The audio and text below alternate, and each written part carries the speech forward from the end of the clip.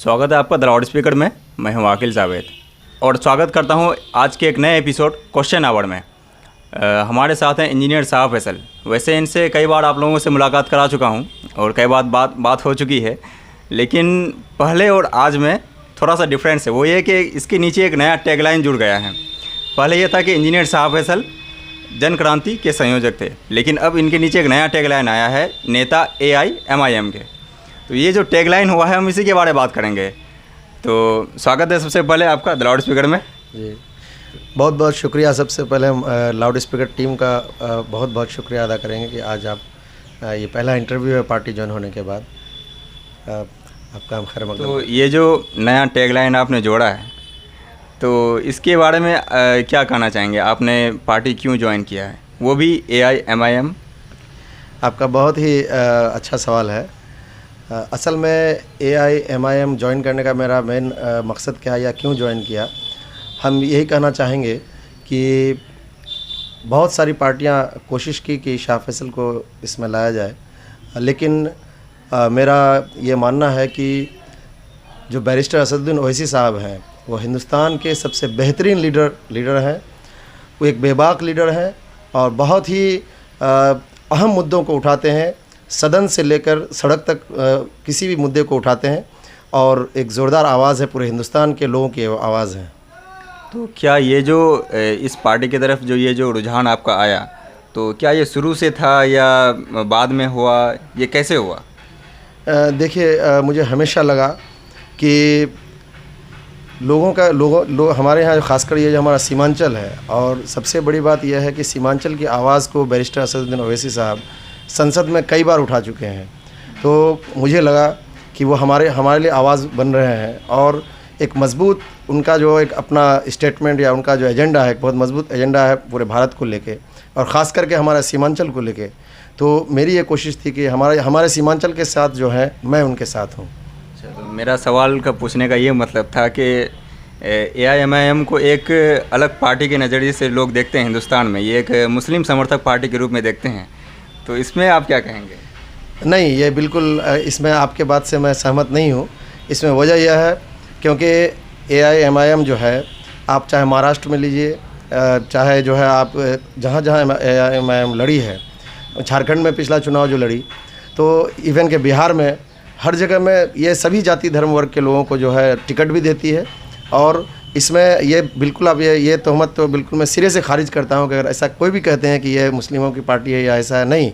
ये इसका नारा भी है, जय भीम जय मीम, यानी ये दलित को भी, पिछड़ों को और जो भी जो मज़लूम है, ये मज़लूमों की पार्टी असल में है। जो जुल्म सह रहे हैं उनकी जुल्म की आवाज़ को, जो लोग जो ख़ास करके जो जुल्म कर रहे हैं उनके, जिस मज़लूम पे, उनकी आवाज़ को बुलंद करने के लिए ये AIMIM बनी है। और हम शुक्रगुज़ार हैं बैरिस्टर असदुद्दीन ओवैसी साहब, अख्तरुल ईमान साहब का, आदिल हसन आज़ाद साहब का, कि वो हम लोग बहुत दिनों से अप्रोच किए मेरे पास और कहे कि नहीं, आप इस पार्टी में ज्वाइन होइए। और मेरा भी जो मन था हमेशा कि एक ऐसी पार्टी से जुड़ूं जो हमेशा जो है, जो सबसे समाज में पिछले तबके हैं, निचले तबके हैं, उनकी आवाज़ को जो बुलंद करते हैं। और ख़ास करके आपको भी ये मालूम होगा कि मैं पिछले कई वर्षों से अपनी इंजीनियरिंग की नौकरी छोड़ने के बाद बेंगलोर में मैं जो नौकरी कर रहा था, वो नौकरी छोड़ने के बाद लगा कि मुझे अपना समाज के लिए, अपने सीमांचल के लिए कुछ बेहतरीन करना चाहिए। तो इसी वजह से जो है हम लोग लगातार समाज से जुड़े हुए हैं और काम कर रहे हैं। जिस तरह अभी प्राणपुर विधानसभा की बात की जाए, तो इनका जो समीकरण ये देखने पर ये लगता है, और लोग जैसे बोलते हैं, जैसे सूत्रों के हवाले से मुझे खबर मिलती है या लोग जिस तरह बात करते हैं, तो उससे ये पता चलता है कि आपकी इस पार्टी ज्वाइन करने से और आप जैसे कैंडिडेट बनेंगे तो उसके बाद इनडायरेक्टली ये बीजेपी को फ़ायदा होगा। इसके बारे में क्या कहना चाहेंगे? नहीं, फिर मैं इस बात से आपका सहमत नहीं हूँ। सबसे बड़ी बात यह है कि सीमांचल में लोग चाहते थे कि शाह फैसल जो है चुनावी मोड में आए। काफ़ी दिनों से ये मांग चल रही थी और हम लोग लगातार बहुत सारे गाँवों में लगातार मीटिंग किए और मीटिंग के बाद लोगों का ये राय रहा कि आपको चुनावी मैदान में आना चाहिए। आपके आने से, क्योंकि काफ़ी लंबे दिनों से मैं समाज सेवा कर रहा हूँ और लोगों को, चाहे वो बाढ़, हमारा इलाका ये बाढ़ पीड़ित इलाका है। आपने देखा होगा आकिल जावेद साहब कि 2016 में बाढ़ आया, फिर 2017 में भयंकर बाढ़ आया, बहुत भयावह स्थिति थी, प्रलयंकारी बाढ़ आया था महानंदा नदी में। तो उस बाढ़ में भी, 16 में भी, 17 में भी हम लोगों की तरफ से बहुत बड़े पैमाने पे एक संस्था द्वारा, सिर्फ जो है एक कटिहार ज़िला की बात मैं नहीं कर रहा हूँ, पूरे बिहार में हम लोगों का काम नंबर 1 हुआ था। लगभग 30,000 फैमिली को एक साथ बाढ़ राहत का काम किया गया था और बहुत बड़े पैमाने पे सेवा दी गई थी। इसके अलावा जो मैं देख रहा हूँ कि यहाँ पर जो है लोग माइग्रेशन बहुत ज़्यादा है, माइग्रेंट वर्कर बहुत ज़्यादा है, बाहर जाके लोग काम करते हैं, यहाँ पर कोई रोज़गार नहीं है, फैक्ट्री नहीं है, इंडस्ट्री नहीं है। और 15 साल से ये जो सुशासन बाबू का राज चल रहा है, 15 साल से इन्होंने कोई भी डेवलपमेंट वर्क उस तरह का नहीं किया कि पलायन को रोका जाए। तो पलायन को रोकने के लिए भी सरकार का कोई वैसा पहल नहीं है। और इसके बाद जो है, जो हमारे यहाँ पर एजुकेशन इंस्टीट्यूशंस भी नहीं है।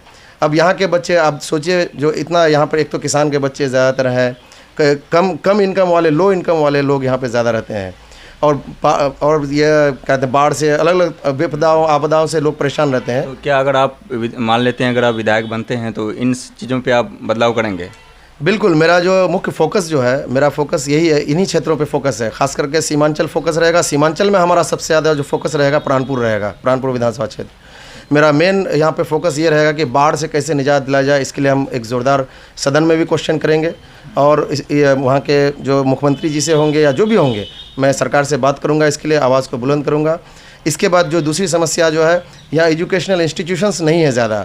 यहाँ के बच्चे जो स्टूडेंट्स हैं वो बाहर पढ़ने चले जाते हैं, गार्जियन के पास पैसा जिसके पास है वही जा पाते हैं, और जो कम पैसा है वो जा नहीं पाते हैं। तो यहाँ पर ज़्यादा से ज़्यादा एजुकेशनल इंस्टीट्यूशंस हो। मेरा एक सपना है कि यहाँ एक यूनिवर्सिटी हो, इसके लिए एक कोशिश होगी। दूसरी चीज़ जो यहाँ पर सबसे ज़्यादा परेशानी है, ये एरिया हमारा जो है आर्सेनिक और आयरन वाला एरिया है। पानी में बहुत ज़्यादा आयरन है, आर्सेनिक है।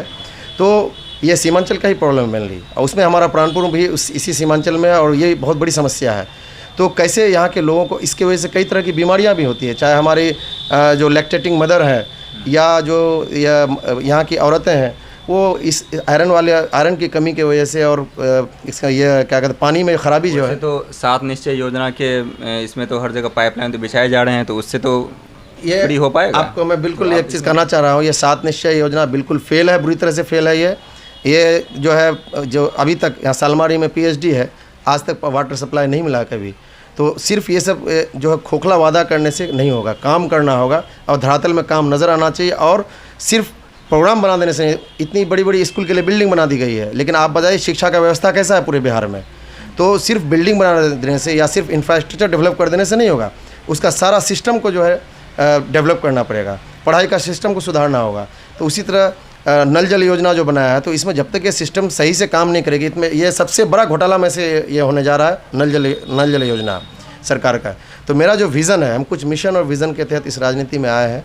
मेरा ये विज़न है कि इस एरिया में स्वास्थ्य के क्षेत्र में अच्छे से कुछ काम हो, एक बड़ा हॉस्पिटल हो यहाँ पर ढंग का, और शिक्षा के क्षेत्र में अच्छा से काम हो। किसानों को जो समर्थन मूल्य मिलना चाहिए, सरकार अनाउंस कर देती है, जैसे अभी मकई के लिए 1700 कुछ रुपया समर्थन मूल्य कर दिया, लेकिन किसान को अभी तक, किसान जो 1100 रुपये क्विंटल जो मकई बेच रही है। तो मेरा ये कहने का मतलब है, धरातल पे वो काम होना चाहिए। इसके लिए हम लोग आवाज़ उठाएंगे, लड़ाई लड़ेंगे। और यहाँ सीमांचल में जो पसमानदगी है, जो हमारा पिछड़ा है, खासकर प्राणपुर विधानसभा क्षेत्र के बारे में मैं कहना चाहूँगा, तो इसके लिए जो लड़ाई लड़नी पड़ेगी। और दूसरी सबसे बड़ी लड़ाई, एक अहम लड़ाई जो है, यहाँ पर लोग जो है प्रशासन से, सुशासन बाबू के भ्रष्टाचारी प्रशासन से बहुत परेशान है। यहाँ पुलिस बहुत ज़्यादा पैसा खाती है, एक FIR दर्ज करने जाइए उसमें पैसा लेती है, FIR नहीं दर्ज करने के लिए पैसा लेती है, और लोगों को बहुत तंग करती है। तो थाना से लोग बहुत ज़्यादा परेशान है। ब्लॉक से लोग जो है, आज ब्लॉक में इतना भ्रष्टाचार है, आप चाहे प्रधानमंत्री आवास योजना का ले लीजिए, चाहे आप ब्लॉक में आवासीय बनाने चले जाइए, या कोई भी काम के लिए आप जब ब्लॉक जाते हैं तो उसमें बिना पैसे लिए कोई काम नहीं होता। ज़मीन का म्यूटेशन में जाइए, ज़मीन म्यूटेशन करने जाइएगा तो उसमें बिना पैसा लिए वो म्यूटेशन नहीं करेगा। पूरी सर्टिफिकेट बनाने जाना हो, उसमें बहुत बड़ी धांधली होती है। या कोई भी आवासीय जाति प्रमाण पत्र बनाने जाते हैं, ब्लॉक में बहुत बड़ी धांधली होती है। तो 80% परेशानी जो लोगों को है हमारे विधानसभा में, वो थाना और ब्लॉक से है। इसके अलावा मैं एक और चीज़ सरकार को यह कहना चाहता हूँ, आप जो डेली ये गाड़ी के चेकिंग, वाहन चेकिंग के नाम पे जो अवैध वसूली हो रहा है, इस पर भी मैं सरकार से कहना चाहूँगा, इसको बंद कीजिए, त्वरित बंद कीजिए। क्योंकि अवैध वसूली करके ये दरोगा और जो है पुलिस विभाग से जो भी है, ये पैसा अवैध वसूली कर रहे हैं। और ये हमारा जो सीमांचल ये इलाका है, आपको ये जानना होगा कि यहाँ पर जो है गाड़ियाँ, लोग गरीब आदमी है, किस्त में गाड़ी उठाता है, और शोरूम वाला सारा पेपर देता नहीं है, और पुलिस पेपर खोजती है।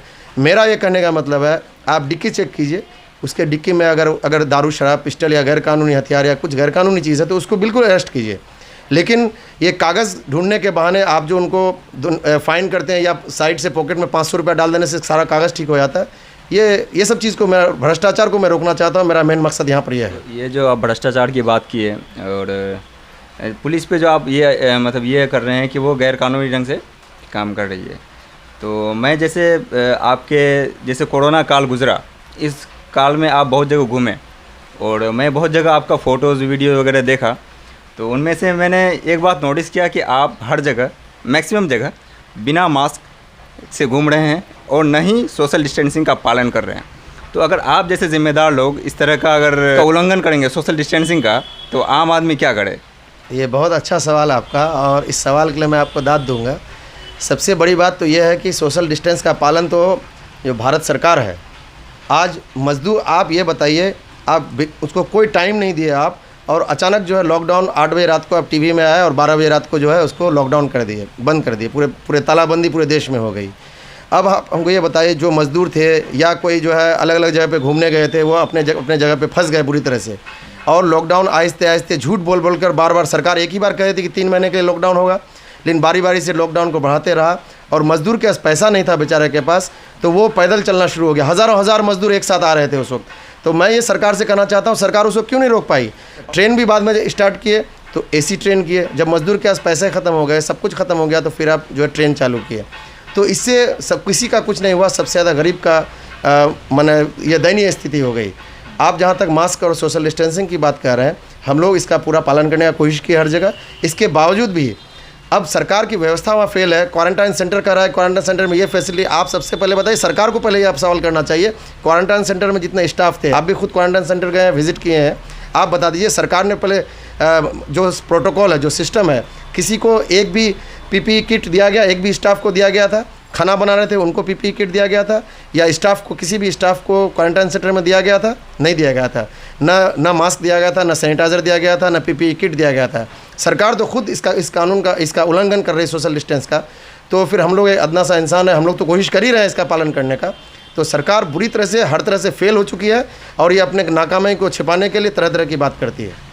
तो ये थे हमारे साथ इंजीनियर साहब फैसल, जो कि पार्टी ज्वाइन कर चुके हैं AIMIM, और हो सकता है आने वाले विधानसभा में ये कैंडिडेट भी हो प्राणपुर से।